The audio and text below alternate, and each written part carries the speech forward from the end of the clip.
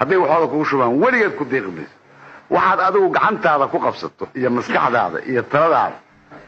iyo garashadaada waxaad ku qabsato wax ku deeqi kara intaasaa jira oo uu la jiro iimaan iyo kalsooni aad naftaada iyo dalkaaga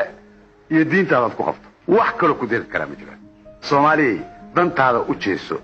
iska daa indhaha u taagayso dalal kaleeto iyo wixii ka imaanay warka ayaynu tabcanay beereenaan tabcan